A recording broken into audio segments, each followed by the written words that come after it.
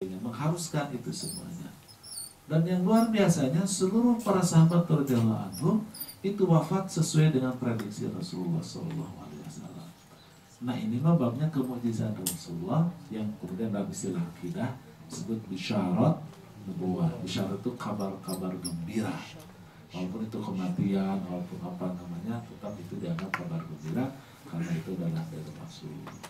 Sehingga misalnya karena bisyarat nubuwah dan itu tentu kedalaman hati iman, ya, iman kepada kenabian Muhammad SAW. Misalnya Utsman bin Affan menolak dikawal, karena kalau nanti dikawal matinya tidak sebagaimana digambarkan Rasul.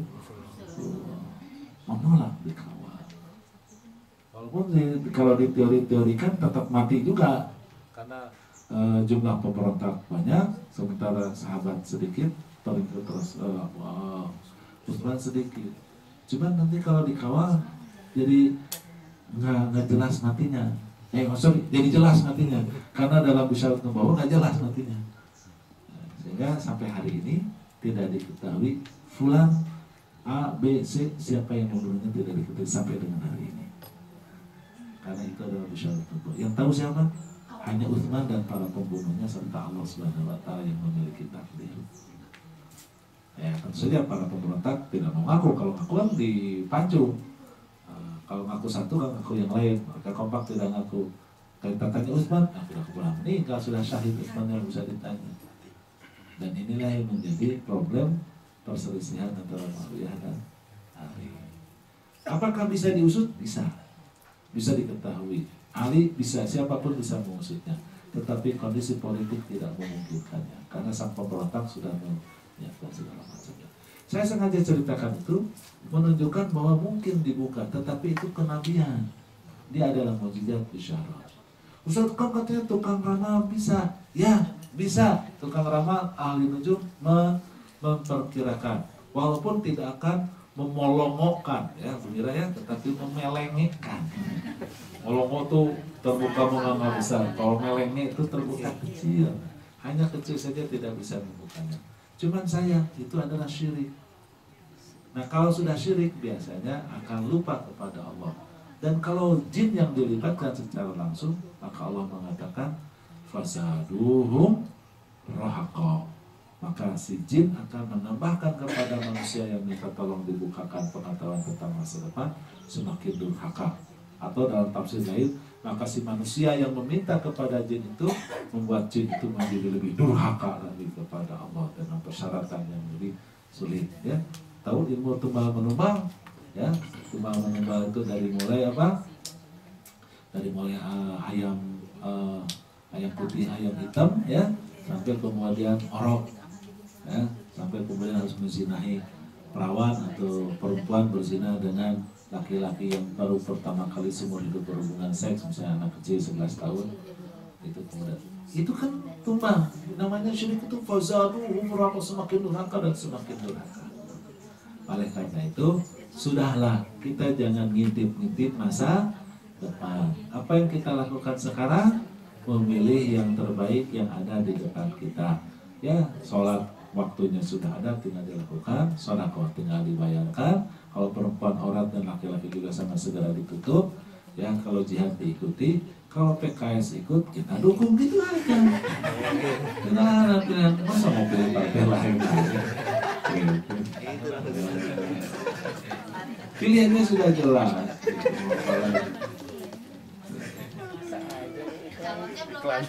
Iklan? Sudah ada Syam, ya banyak lah. Saya juga bisa, saya juga termasuk calon tuh. Orang kita tidak tahu takdirnya belum terjadi. Coba, di Bandung tiba-tiba ada namanya Ridwan Kamil kan? Tidak begitu ya. Walaupun sih adik-adiknya PKS tulen semuanya, adik kandungnya langsung, ibunya saya kenal baik, Ibu Aceh, pensiunan dan suaminya sudah meninggal juga. Dosen ITB, dosen 4, anak-anaknya Ridwan Kamil ITB, nomor 2 Erik Komarusama, dia masih di Syamil, gimana begitu, dia dari ITB juga, nomor 3 nya juga ITB. Erik itu 4, kalau adiknya lagi si LP Itu saya kenal baik semuanya dengan keluarganya. Jadi calon wakil kota Bandung Bu ya, nggak ada hotelan. Oh dulu meribut hotel, Yudi apa segala macam, nggak ada yang jadinya Ridwan Kamil. Wallahu a'lam bishawab. Oke, tidak ada lagi pertanyaan lain selain PKS.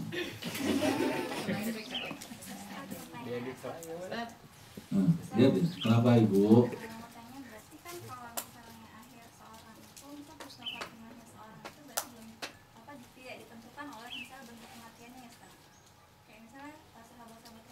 Bukan.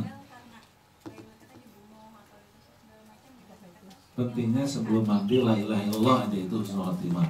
Bagaimana matinya terserah. Mau pakai penyakit kanker, jantung koroner, jantung apa ketabrak, ya, perang, syahid atau apa tidak menjadi masalah. Gitu, ya. Yang penting sebelumnya la ilaha illallah. Ya. Almarhum Bu Yaya Yusra misalnya karena kecelakaan misalnya. Tapi hikmahnya hal yang paling penting adalah meninggal pada usia mudanya kalau menurut saya. Kalau di usia mudanya dia sudah meninggal. Tetapi alhamdulillah anaknya sudah sukses, suaminya sudah sukses. Ya sukses kan sudah beristrikan beliau dan beranak pinak banyak. 13 Bu anaknya. Tapi yang lain ada dengan apa? Dengan mati syahid dan lain sebagainya. Yang penting menjelang wafat adalah la ilaha illallah. Kalau mati mah. Dan kita kan tidak tahu kapan dan di mana. Karenanya maka wattaqullaha ya ayyuhalladzina amanu taqullaha haqqa tuqatih wa la tamutunna illa wa antum muslimun. Janganlah kamu mati kecuali dalam keadaan Islam. Maksudnya siapkanlah dirimu kapanpun dan dimanapun mati dalam kondisi yang la ilaha illallah. Begitu. Oke, demikian sekian yang bisa saya sampaikan. Sudah 944. Terima kasih atas kedatangan dan kehadirannya. Terima kasih juga yang mendatangkan makanan dan minuman.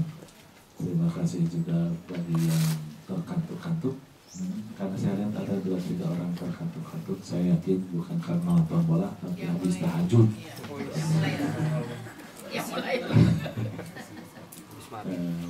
Sekian, mohon maaf atas segala kekurangan. Aku lupa lihat mohon pengumuman minggu depan libur karena saya masih pada posisi umroh. Ya seminggu depan aja, nanti di minggu depannya mah masuk lagi tanggal 30 saya sudah ada. Mudah-mudahan sidangannya insya Allah ya, mudah-mudahan insya Allah sidangannya nanti di 2 pekan yang akan datang kurma. Air zam-zam, kalau zam-zam ada sekarang. Ya nanti kurma sama air zam-zam gitu ya. Kalau sempat sih nanti saya bawa untanya sendiri. Ya bonekanya minimal. Ya mama unta itu. Sekali lagi mohon doanya agar perjalanannya lancar. Kalau ada yang mau titip doa silahkan kirim di Twitter. Iya doain apa? Kan ibu mah nggak mau. Kemarin doain juga. Oh sehat. Oh iya. Kemarin doanya salah Bu ya. Karena saya doanya minta dijodohkan lagi. Menikahkan lagi. Apa kata ibu? Oh yang melo. Oke melo. Oke lah nanti. Kalau ya pokoknya titip saja sama saya, kirim SMS atau kirim Twitter atau di BBM silahkan titip. Mudah-mudahan tidak lupa ya. Tapi jangan ditagih. Jangan ditagih. Ustaz doain nggak? Jangan ditagih. Karena pas saya ngomong jadi tidak dikabulkan doanya.